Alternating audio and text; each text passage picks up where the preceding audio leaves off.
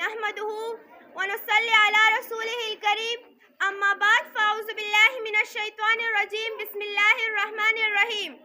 جناب صدر، محترم اساتذہ کرام، ہماری خوشیوں میں شامل ہونے والے مہمان گرامی اور میرے عزیز ساتھیوں، السلام علیکم ورحمۃ اللہ وبرکاتہ۔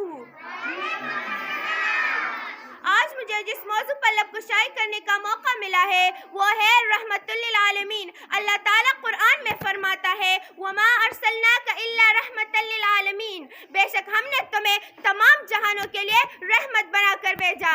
صدا علی وقار، رحمت للعالمین یعنی کہ ہمارے پیارے نبی حضرت محمد مصطفیٰ صلی اللہ علیہ وآلہ وسلم، جنہیں آخری نبی بنا کر بھیجا، حضرت آدم کی بزرگی سے لے کر حضرت نوح کی تبلیغ تک، حضرت داؤد کی قربانیوں سے لے کر حضرت یوسف کے حسن تک، تمام انبیاء کرام کی کمالات، صفات اور معجزات اللہ تعالیٰ نے ہمارے پیارے نبی حضرت محمد مصطفیٰ صلی اللہ علیہ وآلہ وسلم کو عطا کیے۔ آپ آخری نبی ہے، آپ کے بعد قیامت تک کوئی نبی نہیں آئے گا۔ گویا آپ کی تعلیمات بروز قیامت تک انسان کے لیے فلاح ہے اور انسان کے معراج کا ذریعہ ہے۔ رحمت للعالمین نے عورتوں کی حقوق بتائی کہ جو عورت پیدا ہوتی ہی درگور کر دی جاتی تھی، وہ آج ماں، بہن، بیوی اور بیٹی کی صورت میں قابل ذکر ہے۔ رحمت للعالمین نے انسانیت کا تفرقہ بازی کا فرق انسان، رنگ اور نسل کے بنیاد پر ختم کیا۔ رحمت للعالمین نے حبشہ کے غلام حضرت بلال حبشی رضی اللہ تعالیٰ عنہ کو مدینے کا مؤذن مقرر کیا۔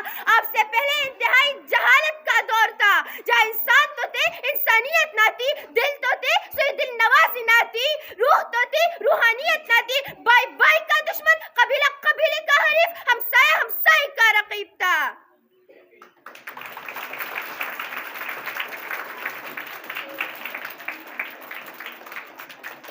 مگر جب حضور آئے تو سرافریش رشک پا گئی دنیا، اندھیروں سے نکل کر روشنی میں آ گئی دنیا۔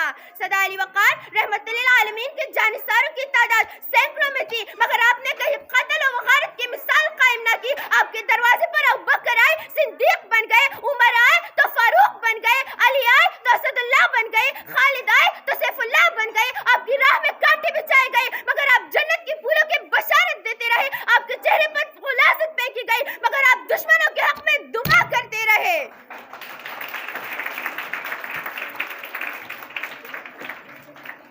آج لوگ چاند تک پہنچ گئے کسی نہ کسی سہارے سے، آج لوگ چاند تک پہنچ گئے کسی نہ کسی سہارے سے، اور میرے آقا نے چاند کی 2 ٹکڑے کر دیے ایک انگلی کے اشارے سے۔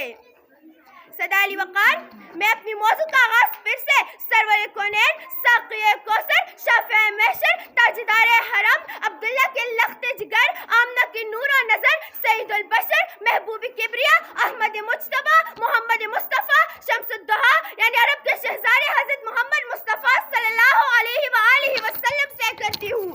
صدا علی وقار، رب ذوالجلال نے خود فرمایا، اے میرے پیغمبر، میرا وعدہ ہے تجھ سے کہ زمین کے جس خطے پر، آسمان کے جس کونے پر، ہوا کے جس جھونکے پر، درخت کے جس پتے پر، پانی کے جس قطرے پر، جس انسان کے دل و دماغ اور زبان پر تیرا ذکر ہوگا، میں اس پر اپنی رحمت کی بارش کر دوں گا۔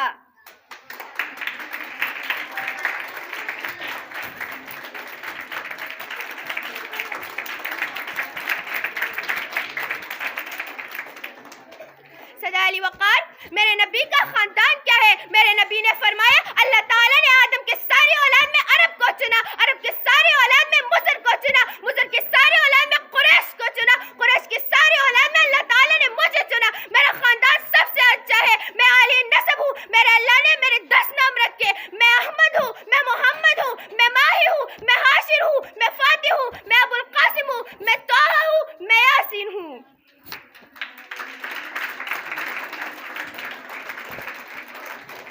مشکل کے راستے آسان ہو گئے، دشمن بھی دیکھ کر یہ